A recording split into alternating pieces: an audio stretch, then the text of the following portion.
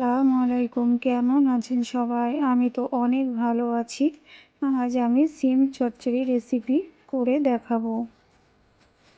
Please বন্ধুরা কেউ skip করে দেখবেন না। প্রথমে আমি কড়াই চাপিয়ে দিয়েছি। কড়াইতে আমি সর্ষের তেল দিয়েছি। সর্ষের তেলটা গরম হয়ে গেলে আমি পেঁয়াজ দিয়ে দিয়েছি। তারপরে আমি চিংড়ি মাছটা দিয়ে দিয়েছি, আর ওদিকে আমি সিমটা কেটে নিয়েছি ছোটো ছোটো করে। আমি ওটা দেখাইনি। সিম দিয়ে আলু দিয়ে চচ্চড়ি করে দেখাবো। পেঁয়াজটা আর চিংড়ি মাছটা ভালো করে একটু লাল লাল করে নেব। আমার এই রেসিপিটা একদমই সহজ। মনে হচ্ছে আমি কেমনভাবে রান্না করেছি, কিন্তু খেতে এত সুন্দর হয়েছে কি বলবো। আমি এইভাবে রান্না করি, তবে শুধু সিমটাই রান্না করি।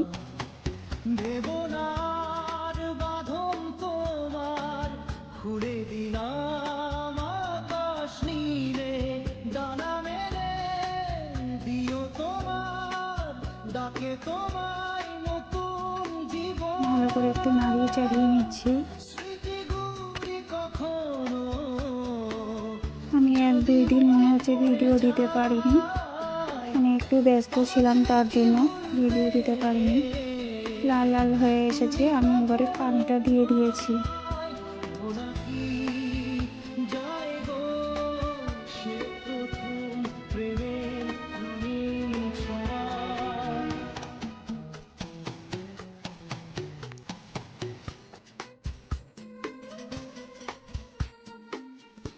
তারপরে আমি 3টা লঙ্কা কেটে দিয়েছি, কাঁচা লঙ্কা।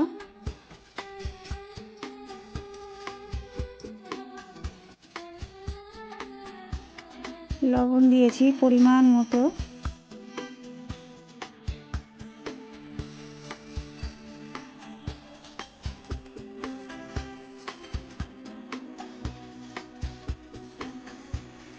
হলুদ গুঁড়া দিয়েছি পরিমাণ মতো। তারপরে একটু নাড়িয়ে চাড়িয়ে নিচ্ছি। এটা ফুটে উঠলে তারপরে সিম আর আলুগুলো দিয়ে দেব।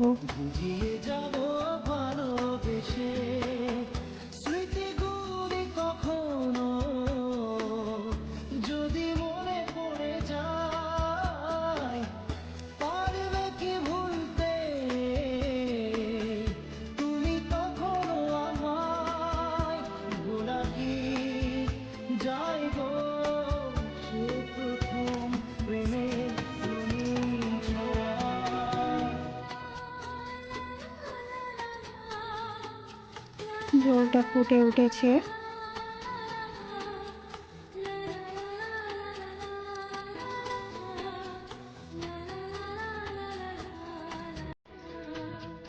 রাতে চাঁদেরই জোছনা হয়ে আলো দিয়ে যাব তোমার ঘরে। আসলো হানা ফুলের সুবাস হয়ে ছড়িয়ে যাব অন্তরে। সিমগুলো আমি ছোট করে কেটে নিয়েছি, দেখতে দিয়েছি আমি। এবারে সিমগুলো আমি দিয়ে দিয়েছি ঝোলের উপরে।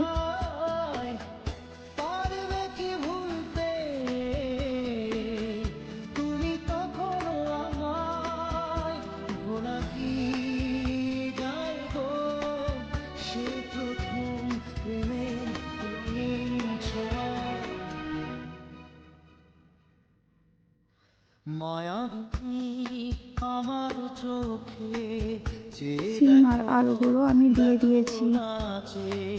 ভাঙা মনে আমারও আছে কত আশা। তারপরে আমি আদা রসুনের পেস্ট দিয়ে দিয়েছি পরিমাণ মতো লঙ্কা গুঁড়া দিয়েছি। লঙ্কা গুঁড়া দিয়ে দিয়েছি, তারপর জিরা গুঁড়া দিয়েছি পরিমাণ মতো। তারপরে এটা ভালো করে নাড়িয়ে চাড়িয়ে নিয়ে ঢাকা দিয়ে দেব।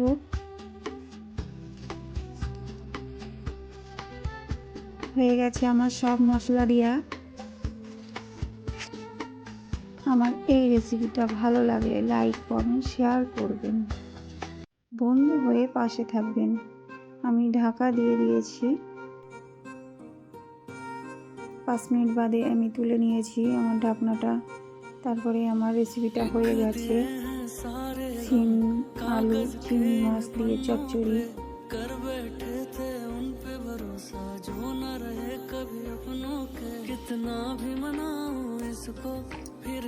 রেসিপিটা মনে হচ্ছিল যেন কেমন একটা কিভাবে রান্না করছে, কিন্তু খেতে খুব সুন্দর হয়েছে। ছোট্ট একটা রেসিপি, 6 মিনিটের ভিডিও, প্লিজ কেউ স্কিপ করবেন না। সবাই ভালো থাকবেন, সুস্থ থাকবেন। সবাইকে আল্লাহ হাফেজ।